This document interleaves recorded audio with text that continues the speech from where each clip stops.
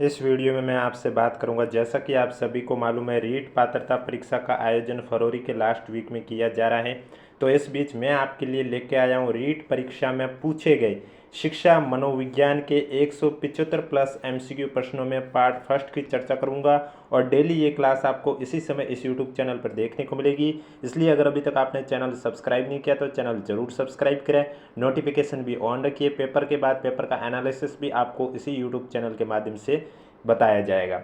तो ये शिक्षा मनोविज्ञान के जो मैं अभी क्वेश्चन बता रहा हूँ, ये आपको मालूम है ये ऐसा टॉपिक है जो आपके रीट लेवल फर्स्ट में भी है और रीट लेवल सेकंड में भी सभी सब्जेक्ट में है। और इसमें रीट पात्रता हो या फिर मेंस एग्जाम जो कि आयोजित हुआ था पिछली बार, उनमें पूछे गए सभी शिक्षा मनोविज्ञान के प्रश्नों का संग्रह होगा। डेली क्लास आपको इसी समय इस यूट्यूब चैनल पर देखने को मिलेगी। चलिए वीडियो स्टार्ट करते हैं, लेकिन वीडियो स्टार्ट करने से पहले एक इम्पोर्टेंट इन्फॉर्मेशन एसएसटी वालों के लिए है। ये इन्फॉर्मेशन एसएसटी और जिनकी पात्रता एग्जाम में लेवल फर्स्ट है, यानी कि जिनका जीके कोर्स में है, उनके लिए है कि अगर वे स्टूडेंट आरपीएससी द्वारा 2024 में जितने भी एग्जाम आयोजित हुए थे, 14 से 15 एग्जाम आयोजित हुए हैं, उनमें पूछे गए राजस्थान इतिहास के 250 plus MCQ question, Rajasthan geography के 250 प्लस एमसीक्यू क्वेश्चन, राजस्थान की पॉलिटी, राजस्थान की कला संस्कृति के एमसीक्यू क्वेश्चन की पीडीएफ अगर आपको चाहिए आंसर के साथ, तो उसके लिए आपको हमारे यूट्यूब चैनल की मेंबरशिप ज्वाइन करनी होगी। मेंबरशिप ज्वाइन करने के लिए आपको सबसे पहले यूट्यूब पर सर्च करना होगा GK quiz by Sumesh Godara. उसके बाद आपको यहाँ पर आ जाना है। यहाँ पर आपको एक साइड सब्सक्राइब का ऑप्शन देखने को मिलेगा, दूसरी साइड ज्वाइन का। अगर अभी तक आपने हमारा यूट्यूब चैनल सब्सक्राइब नहीं किया तो चैनल जरूर सब्सक्राइब करें और उसके बाद आपको ज्वाइन पर क्लिक कर देना। और जो अभी मैं क्लास लूँगा इसकी भी पीडीएफ आपको वहाँ मिलेगी और डेली शिक्षा मनोविज्ञान की जैसे जैसे क्लास आएगी उसकी पीडीएफ भी आपको मिलती रहेगी। इसके बाद मेंबरशिप का ऑप्शन आएगा आपके सामने इस तरह से, जो कि मात्र 29 रुपये की है। आपको यहाँ ज्वाइन पर क्लिक कर देना है और पेमेंट का ऑप्शन आएगा, आपको पेमेंट कर देना है। जैसे ही आप मेंबरशिप परचेस कर लेते हो उसके बाद आपको हमारे यूट्यूब चैनल के कम्युनिटी पोस्ट पर आ जाना है। वहाँ पे आपको एक टेलीग्राम ग्रुप का लिंक शो होगा। ये लिंक सिर्फ और सिर्फ जिन्होंने मेंबरशिप ज्वाइन किए उन्हीं को ही शो होगा। आपको ये ग्रुप ज्वाइन कर लेना। ग्रुप ज्वाइन करने के बाद ग्रुप में हाय या हेलो का मैसेज कर देना। उसके बाद वहाँ आपको पीडीएफ प्रोवाइड करवा दी जाएगी। क्योंकि ग्रुप प्राइवेट है, जब आप ज्वाइन करोगे आपको ग्रुप पूरा खाली नजर आएगा। आपके ज्वाइन करने के बाद जितने भी ग्रुप में मैसेज आएंगे वही आपको शो होंगे। इसलिए आपको ज्वाइन करने के बाद हाय हेलो का मैसेज कर देना। उसके बाद वहाँ पर आपको पीडीएफ प्रोवाइड करवा दी जाएगी। तो चलिए वीडियो स्टार्ट करते हैं। वीडियो स्टार्ट करने से पहले एक बार वीडियो को लाइक कर लीजिए और चैनल भी जरूर सब्सक्राइब कर लीजिए। साइकोलॉजी का क्वेश्चन नंबर फर्स्ट है, जो कि रीट पात्रता में पूछा गया क्वेश्चन है। निम्नलिखित में से कौन सा कथन असत्य है? आपके पास ऑप्शन है। यह समझना जरूरी नहीं है कि प्रत्येक बच्चा अद्वितीय है। बच्चा एक एकीकृत पूर्ण के रूप में विकसित होता है। विकास के एक पहलू में किसी समस्या की दूसरों को प्रभावित करने की संभावना होती है। विकास एक अनुक्रमिक प्रक्रिया है। तो इसमें जो पहला दे रखा है, यह समझना जरूरी नहीं है कि प्रत्येक बच्चा अद्वितीय है, यह कथन असत्य है। बाकी बी सी डी कथन है ये बिल्कुल सत्य है। यानी कि यह सत्य है कि बच्चा एक एकीकृत पूर्ण के रूप में विकसित होता है। विकास के एक पहलू में किसी समस्या की दूसरों को प्रभावित करने की संभावना होती है। विकास एक अनुक्रमिक प्रक्रिया है, सीक्वेंशियली प्रोसेस है। तो ये बी सी डी तो सही है, तो केवल ए आपका करेक्ट आंसर हो जाएगा, यानी कि डी आपका राइट आंसर हो जाएगा। Next question. तब होता या होती है जब परिपक्वता और अनुभव के कारण मनुष्य में क्रमबद्ध और प्रगतिशील परिवर्तन होते हैं। आपके पास ऑप्शन है वृद्धि, विकास, शारीरिक बदलाव या मानसिक परिवर्तन। तो इसमें आपका जो करेक्ट आंसर है वो हो जाएगा विकास तब होता है जब परिपक्वता और अनुभव के कारण मनुष्य में क्रमबद्ध और प्रगतिशील परिवर्तन होते हैं, यानी कि बी आपका करेक्ट आंसर हो जाएगा। नेक्स्ट क्वेश्चन आपके बोर्ड द्वारा डिलीट करवा दिया गया था क्वेश्चन। नेक्स्ट क्वेश्चन है आपके सामने, जो कि पूछा गया क्वेश्चन है। प्रकृति एवं पोषण विवाद निम्नलिखित में से किससे संबंधित है? आनुवंशिकी और वातावरण से, व्यवहार और वातावरण से, वातावरण और जीव विज्ञान से, वातावरण और पालन पोषण से। तो प्रकृति और पोषण विवाद है, ये आपके आनुवंशिकी और वातावरण से, जेनेटिक्स और एनवायरनमेंट से संबंधित हैं, यानी कि ए आपका करेक्ट आंसर हो जाएगा। Next question. IQ यानी कि प्रतिभाशाली बालक की बुद्धि लब्धि कितनी होती है? जो टैलेंटेड बच्चा है उसकी IQ यानी बुद्धि लब्धि कितनी होती है? 130, 140, 55 या 120?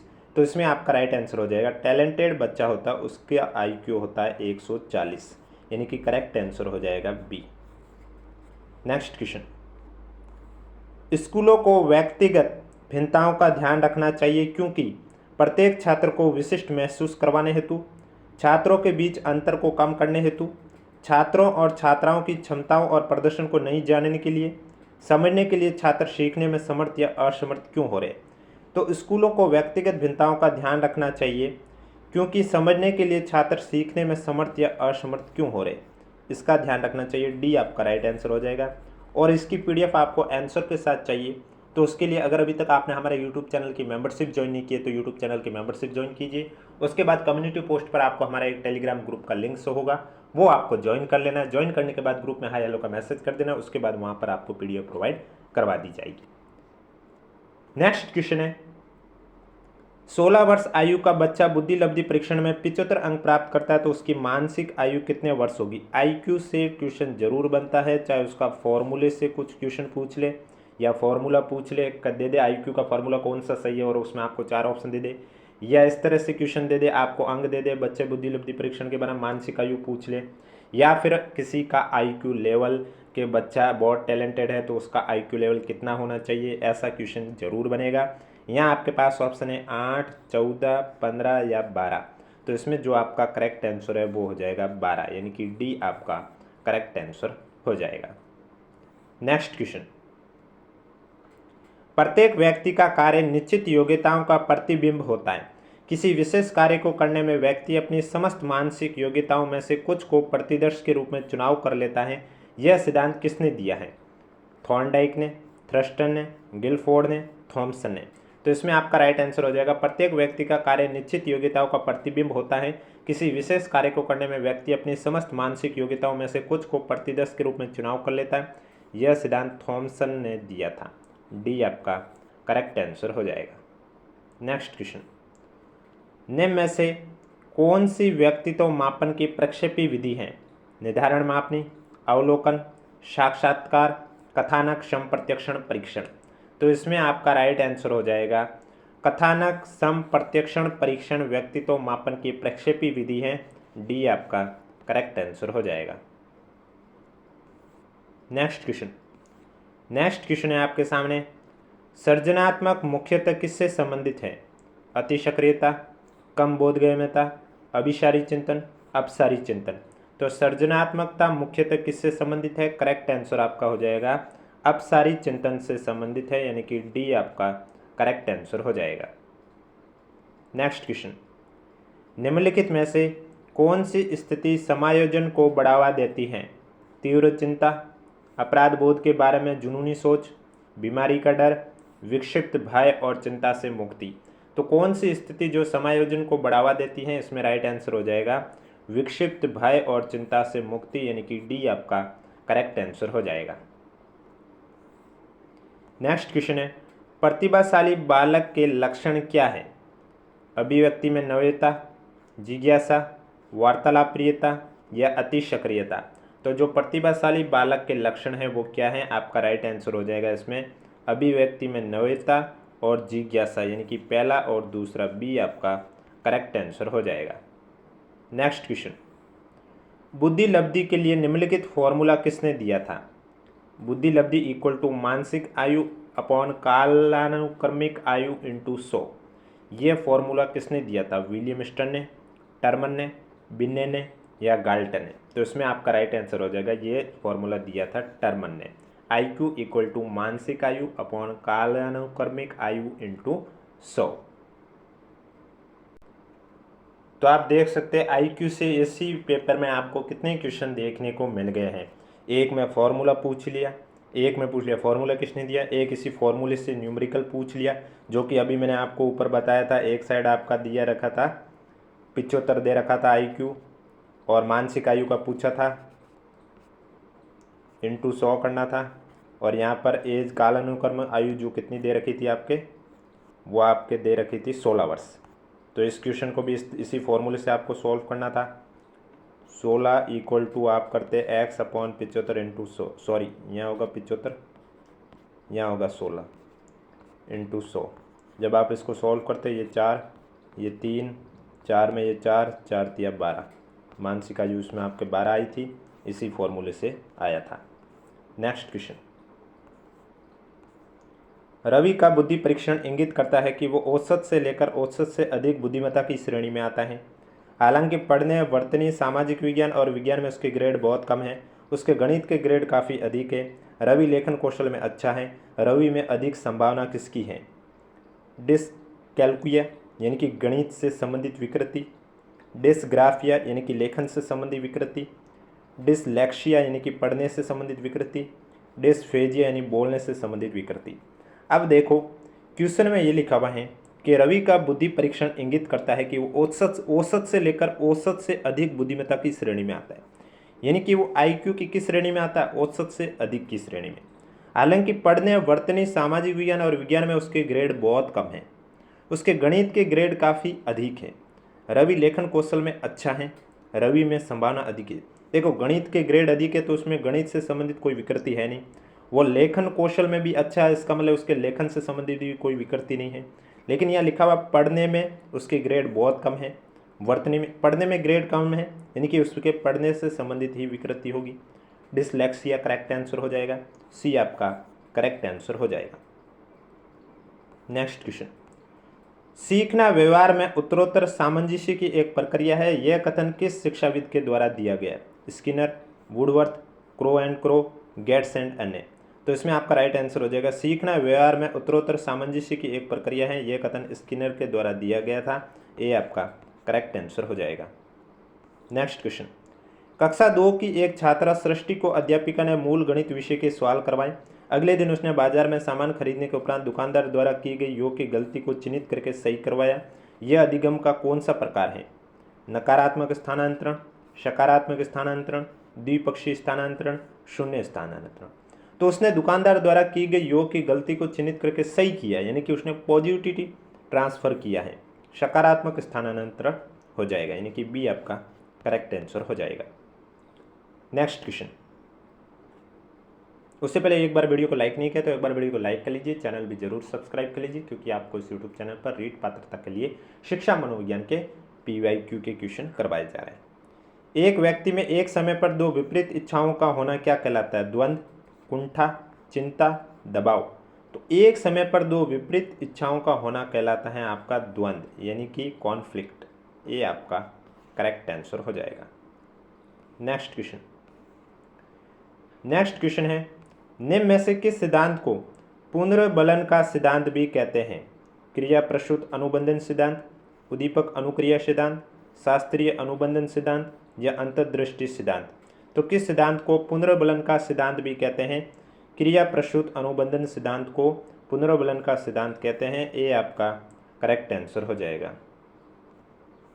नेक्स्ट क्वेश्चन, निम्नलिखित में से उस उदाहरण का चयन कीजिए जो आंतरिक अभिप्रेरणा को दर्शाता है। वंदना परीक्षा में अच्छे अंक प्राप्त करने के लिए कठोर परिश्रम कर रही है, जिससे वो अपने माता पिता से उपहार प्राप्त कर सके। उर्मिला फटाफट गृह कार्य समाप्त कर रही है, क्योंकि गृह कार्य समाप्त करके वो टीवी देख सकेगी।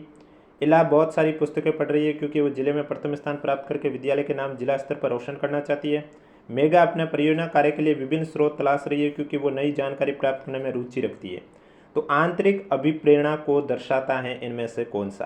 तो मेगा अपने परियोजना कार्य के लिए विभिन्न स्रोत तलाश रही है, क्योंकि वो नई जानकारी प्राप्त करने में रुचि रखती है। डी आपका करेक्ट आंसर हो जाएगा। नेक्स्ट क्वेश्चन, निम्न में से किसने अधिगम सिद्धांत का प्रतिपादन नहीं किया?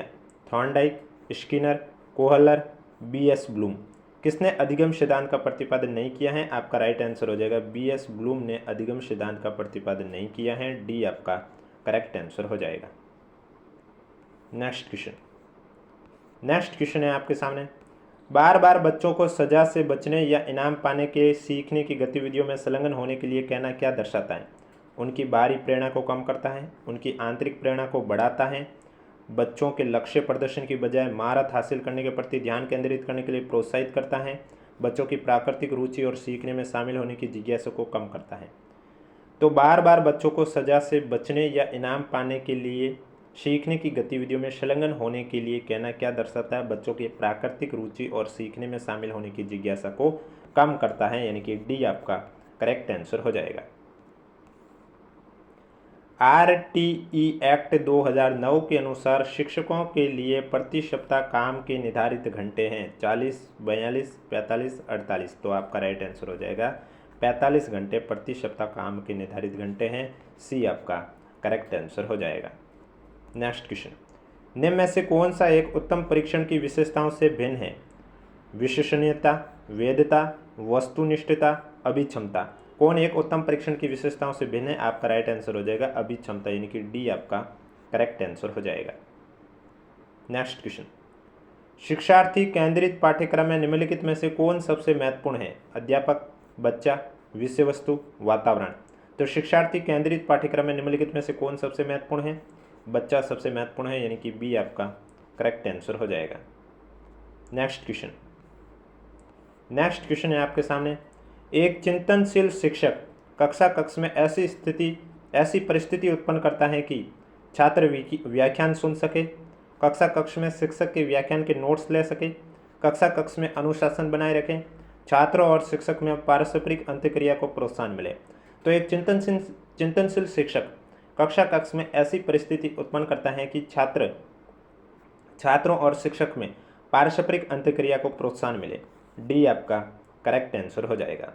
नेक्स्ट क्वेश्चन, क्रियात्मक अनुसंधान का अर्थ है एक अनुदेंद्रीय अनुसंधान, एक अनुप्रयुक्त अनुसंधान, एक शोध जिससे तत्काल समस्या को हल किया जा सके, सामाजिक आर्थिक उद्देश्य के साथ एक शोध।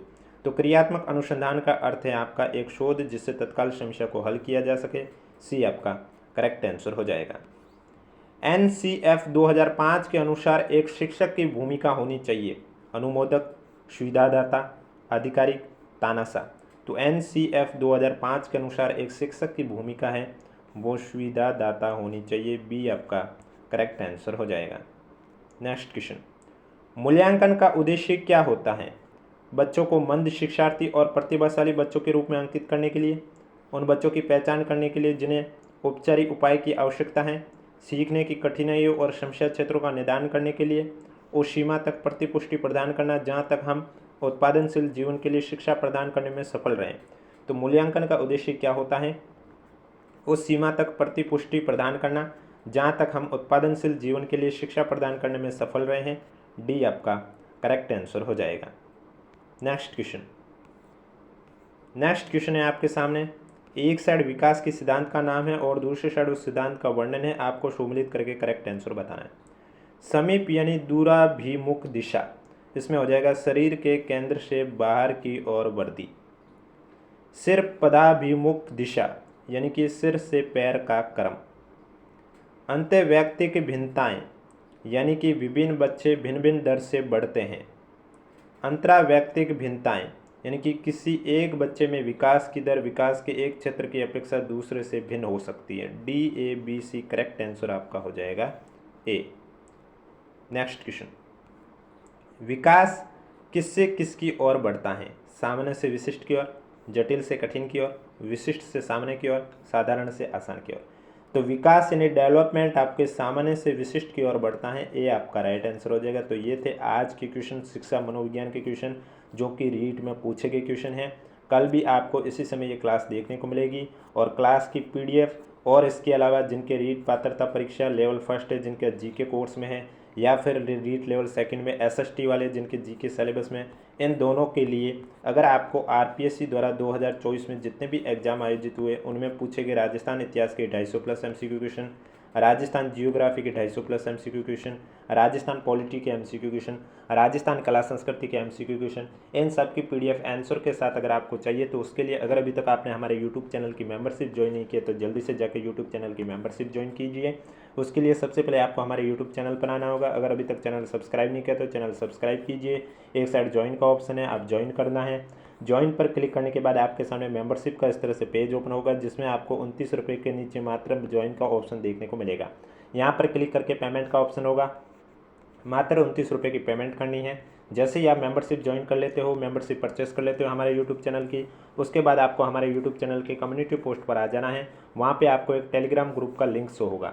ये लिंक सिर्फ और सिर्फ जिन्होंने मेंबरशिप ज्वाइन की उन्हीं को ही शो होगा, सभी स्टूडेंट को शो नहीं होगा। आपको ये ग्रुप ज्वाइन कर लेना है। ग्रुप ज्वाइन करने के बाद ग्रुप में हाय हेलो का मैसेज कर देना है। उसके बाद वहाँ आपको PDF प्रोवाइड करवा दी जाएगी, क्योंकि ग्रुप प्राइवेट है। जब आप ज्वाइन करोगे तब आपको ग्रुप पूरा खाली नज़र आएगा, आपके ज्वाइन करने के बाद वाले ही मैसेज आपको शो होंगे। इसलिए ज्वाइन करने के बाद एक बार हाय हेलो का मैसेज कर देना, उसके बाद आपको वहाँ पीडीएफ प्रोवाइड कर दी जाएगी। बाकी वीडियो पसंद आए तो वीडियो को लाइक करें, चैनल जरूर सब्सक्राइब करें। अभी जो क्लास ली है उसकी भी पीडीएफ आपको वहाँ पर प्रोवाइड करवा दी जाएगी।